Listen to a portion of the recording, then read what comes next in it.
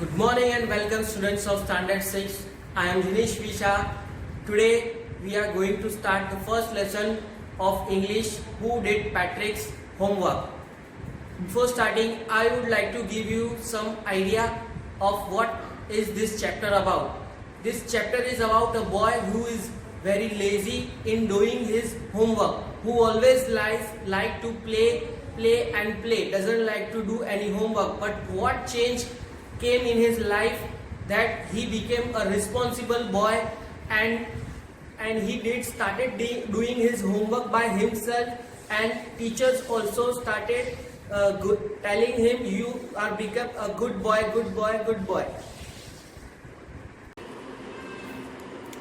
Okay students, this is our first lesson, Who did Patrick's homework. ये लड़का जो आप देख रहे हो, this boy, his name is Patricks. इसका होमवर्क किसने किया? Patrick never did his homework. Too boring he said. He played hockey and basketball and Nintendo instead. वो एक अपना होमवर्क कभी भी करता नहीं था.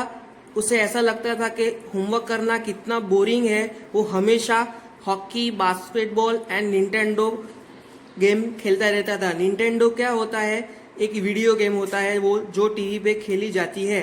His teacher told him, Patrick, do your homework और you won't learn a thing.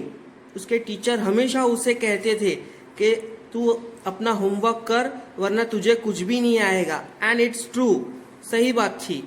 Sometimes he did feel like an ignoramus, but what could he do? He hated homework.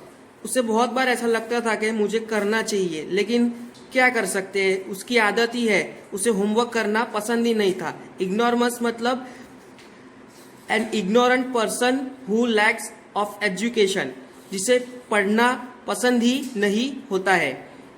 Then one day he found his cat playing with a little doll and he grabbed it away. To his surprise, it wasn't a doll. फिर एक दिन क्या हुआ कि उसने देखा कि उसकी जो कैट थी वो एक छोटी सी डॉल के साथ खेल रही थी. फिर उसने ही grabbed it away, उसने खींच लिया. To his surprise, it wasn't a doll. फिर वो एक डॉल नहीं थी उसने जब देखा तब. At all, but a man of tiniest size. वो डॉल नहीं थी पर एक छोटा सा मैन था जिसकी साइज बहुत ही छोटी थी. He had a little wool shirt. उसने एक छोटा सा वुल शर्ट पहना था with old fashioned breeches and a high tall hat. उसकी पुराना वुल का शर्ट था, उसके शर्ट के ऊपर ब्रीचेस थी और टॉल हैट थी. Much like witches. जो विचेस मतलब जो डायन होती है, वो जो ऊपर की टोपी पहनती है उसे विचेस, उस टोपी को विचेस बोलते हैं. He yelled, save me. उसने उसे बोला, प्लीज मेरी मदद करो, save me. Don't give me back to that cat. वो इतना डर गया था कि उसने बोला कि प्लीज मुझे कैट को वापस मत देना. I will grant you a wish, I promise you that. मैं तुझे एक विश दूंगा, तू मुझे कैट को वापस करना मत. मैं Patrick couldn't believe how lucky he was. उसे लगा कि अरे वाह, लग गया जैकपॉट, क्या बात है, मेरी तो चांदी ही चांदी हो गई. Here was the answer to all of his problems. So he said, only if you do all my homeworks till the end of the semester. उससे बोला कि मैं तुझे बचा तो लूंगा, लेकिन अगर तू मेरा सारा का सारा होमवर्क कर देगा इस सेमेस्टर का, that's 35 days. 35 days तक तुझे मेरा सब होमवर्क करना पड़ेगा. If you do a good enough job, I could even get as. मैं तुझे अपने साथ ही रखूंगा. The little man's face wrinkled like a dish cloth thrown in the hamper. उसका फेस ऐसा हो गया जैसे कि एक डिश क्लॉथ होता है जिसे साफ करके डिब्बे में फेंक दिया जाता है, ऐसा उसका मुंह हो गया. He kicked his leg.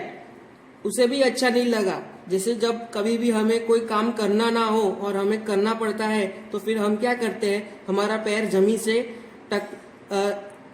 टकराते हैं, वैसा ही उसने भी किया। And doubled his fists and he grimaced and scowled and pursed his lips, और मन में कुछ ना कुछ गुस्से से बोलने लगा, ओह एम आई कर्स्ड, क्या मुझे श्राप मिला है, but I will do it, फिर भी उसने प्रॉमिस किया था तो उसने किया। And true to his words that little elf began to do Patrick's homework, और फिर उसने जैसा कहा, एल्फ ने कहा वैसा उसने करना शुरू कर दिया। उसने पैट्रिक का होमवर्क स्टार्ट कर दिया। Except there was one glitch, the elf didn't always know what to do. एक प्रॉब्लम था लेकिन, कि हर बार उसे पता नहीं चलता था कि किस होमवर्क में क्या करना था। एंड ही नीडेड हेल्प, हर बार उसे मदद की जरूरत पड़ती थी और वो उससे बुलाता था, help me he said say, and Patrick would have to help in whatever way, और फिर पैट्रिक को आधे खेलते खेलते आधे में आना पड़ता था और उसकी मदद करनी पड़ती थी।